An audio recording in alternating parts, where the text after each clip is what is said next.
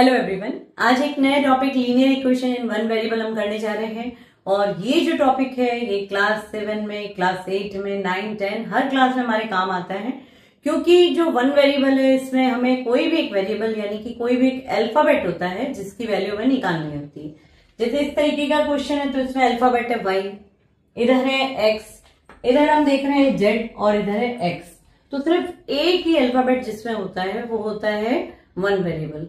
और linear equation इसे इसलिए कहते हैं क्योंकि जो अल्फाबेट होता है इसका जो पावर है वो होता है 1।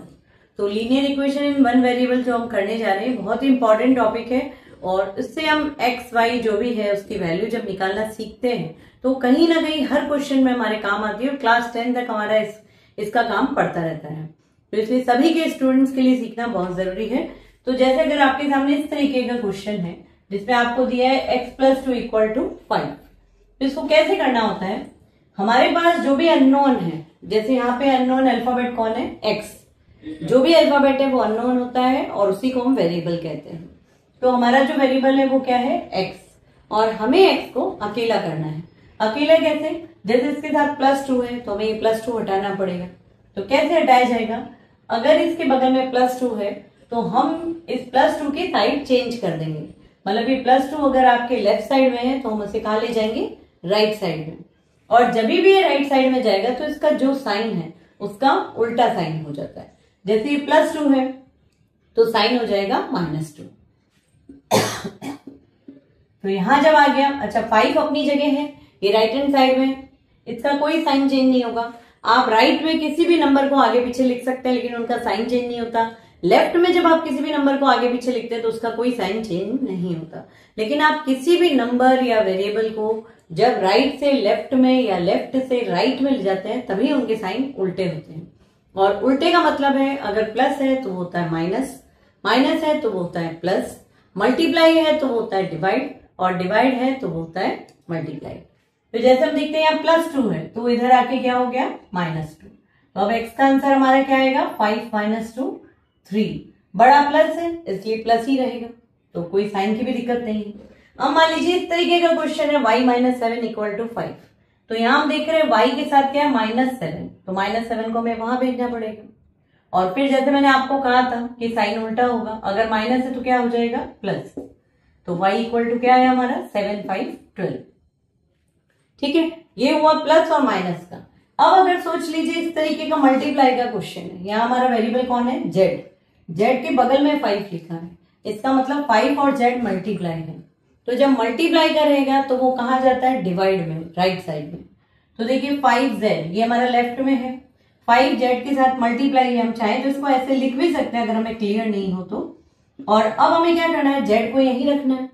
5 को हम कहाँ ले जाएंगे, 20 के नीचे, क्योंकि मैंने आपको बताया कि जो मल्टीप्लाई में होता है वो डिवाइड में जाता है, जो डिवाइड में होता है वो मल्टीप्लाई में जाता है।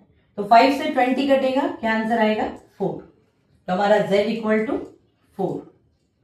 सिमिलरली देखिए ये जो क्वेश्चन है इसमें नीचे क्या दिया है, 3, यानी x में डिवाइड है किसका, 3 का।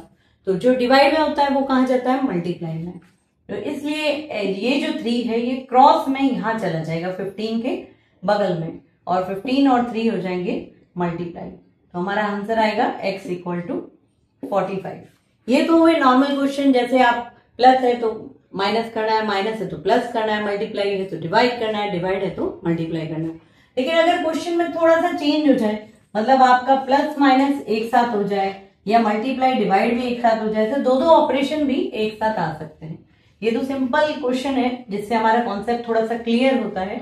उसके बाद जैसे अगर आपके सामने क्वेश्चन है, मान लीजिए 2m + 5/3 = 11। अब इस तरीके का क्वेश्चन है जो थोड़ा सा कॉम्प्लिकेटेड है। इसमें हम देख रहे हैं यहाँ प्लस भी है, यहाँ नीचे भी है, यहाँ इसके बगल में भी है, ऐसे बहुत सारे इसमें दी है। अब यहाँ हमारा वेरिएबल क्या है, m, और हमें m को अलग करना है। तो ये हम कैसे करेंगे, तो सबसे पहले जब इस तरीके का है और ये सिंगल है, मतलब लाइन सिंगल है, नीचे 3 दिया है, तो 3 को सबसे पहले यहां से हटाना पड़ेगा। और मैंने आपको बताया था कि अगर डिवाइड में है तो वो क्रॉस में चले जाता है मल्टीप्लाई में। तो ऊपर जो था उसे हम एज इट इज लिख देते हैं, 11 के साथ 3 मल्टीप्लाई हो जाएगा। इसका जो भी आंसर है हम इक्वल करके यहां नहीं लिखते, बल्कि इनके आंसर हम नीचे नीचे लिखते चले जाते हैं। तो अब अगली लाइन में 2m + 5 = 33। अच्छा, अब ये जो +5 है इसे हम इसके पास से हटाएंगे, तो इसे कैसे करना है, जो +5 है वो वहां जाके क्या हो जाएगा, -5। तो अब क्या आएगा, 2m = 33 में से जब 5 जाएगा तो आएगा 28। और अब m = 28 के नीचे ये जो मल्टीप्लाई है 2 के साथ, ये चला जाएगा डिवाइड में, तो नीचे आया 2 से 28 कटेगा तो आंसर आएगा 14। तो इस तरीके से बहुत ही इजी होते हैं ये क्वेश्चन, हम आसानी से कर सकते हैं अगर दो कॉम्प्लिकेटेड भी साथ में रहे। मान लीजिए अगर कोई क्वेश्चन ऐसा है आपके पास 2x - 6/7 = 5। अब जैसे ये क्वेश्चन किया है उसी तरीके से कुछ ये भी क्वेश्चन हो जाएगा। हम कैसे करेंगे, सबसे पहले ये 7 को क्रॉस करना है, जैसे मैंने अभी आपको बताया था 5 × 7। अब क्या होगा, ये हो गया 35। अब जो -6 है वो उधर जाके क्या हो जाएगा, +6, तो 35 + 6। अब क्या हुआ, 2x = 41। फिर वही x के बगल में क्या दिया है, 2 मल्टीप्लाई में, तो ये 2 कहां चला जाएगा, डिवाइड में, तो x = 41/2। अब 41 एक ऑड नंबर है इसलिए 2 से कट नहीं सकेगा, तो हम इसको या तो ऐसे छोड़ देते हैं या हम इसको मिक्स नंबर में बदल देते हैं। तो 2 2 = 4, 0, 20 होल 1/2, हमारा आंसर आ गया ये। तो बहुत ही आसान है, बस आप इसका मेथड जो मैं बता रही हूँ उसे फॉलो करते रहिए, तो बहुत ही आसानी से आप ये आसान से जो छोटे छोटे क्वेश्चन ये कर लेंगे। और मिलते हैं नेक्स्ट वीडियो में, और वीडियो अच्छा लगे तो लाइक, शेयर एंड सब्सक्राइब जरूर करें। Thank you.